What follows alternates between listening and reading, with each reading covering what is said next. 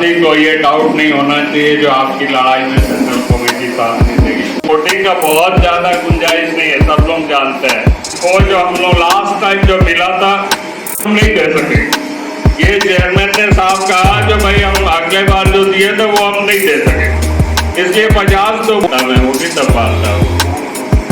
तो एक चिट्ठी और इसीलिए वो चाहती है जो हम लोगों ने अपने आपस में भी वार्ता की जो अगर दूसरे यूनियन क्या होती है अगली बार बैठक में या उससे पहले हम समझते जो एक बार। कॉमरेड ए के महतो चैनल में आपका स्वागत है।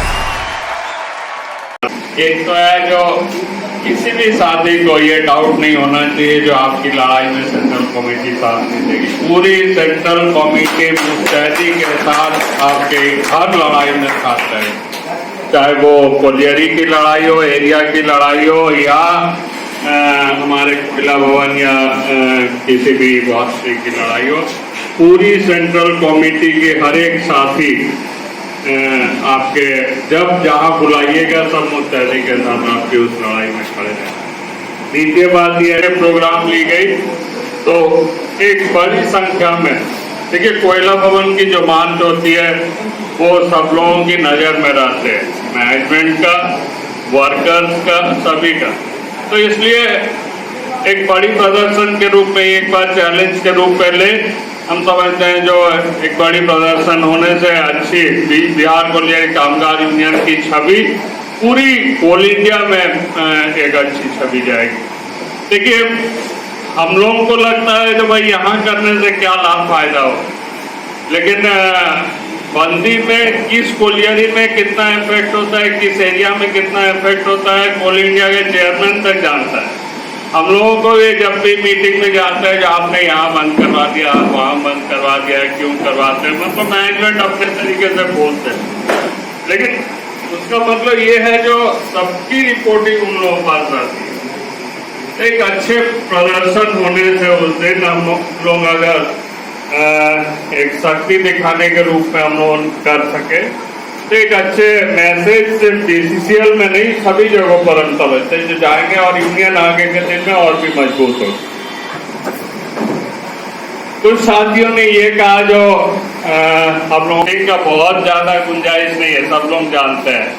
3 घंटे की मीटिंग हुई हैदराबाद में, 3 घंटा के लिए लोग मतलब हूल दिवस लोगों की बर्बाद हुई, रथ यात्रा बर्बाद हुई, वो वहाँ पर मीटिंग हुई और उस मीटिंग में कुछ भी नहीं हुआ। अगले बार 3% बोले थे वो 5% तक चढ़ा और हम लोग 50 से 47 तक चढ़े।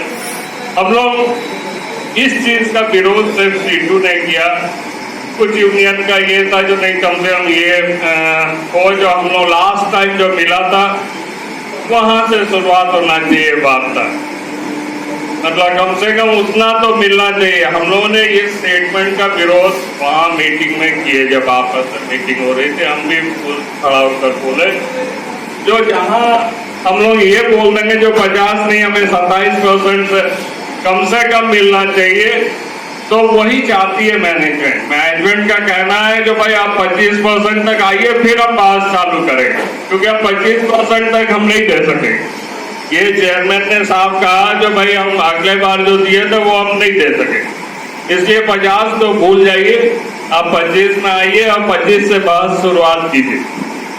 उसका मतलब साफ है जो हम 25 से नीचे ही देंगे, अगले बार जो दिए थे उससे कम ही देंगे।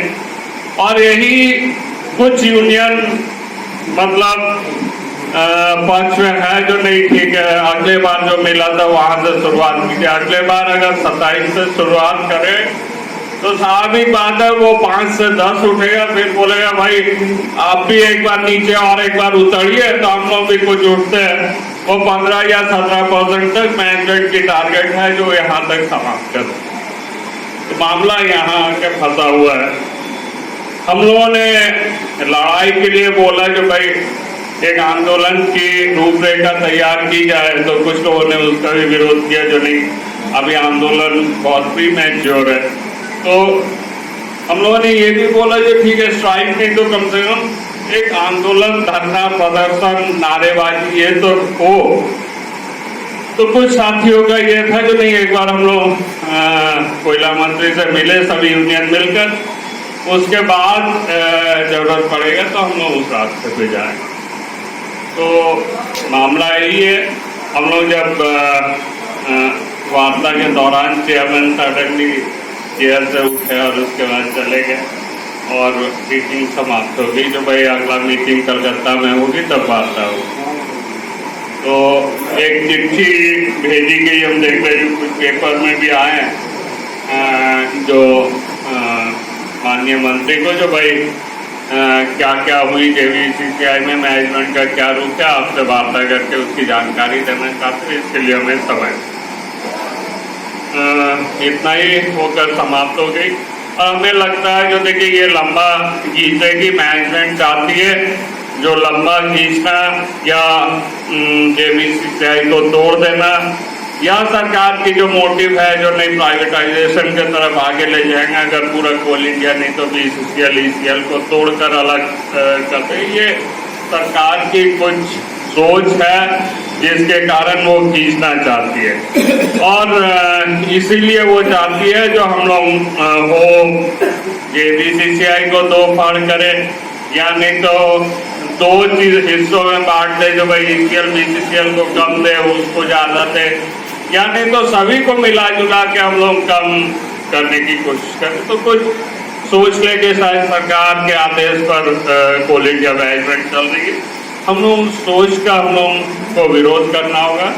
और हम लोगों ने अपने आपस में भी वार्ता की है, जो अगर दूसरे यूनियन नहीं राजी होती है तो सीटू अपने बल पर पूरी कोल इंडिया में लड़ाई की आह्वान है।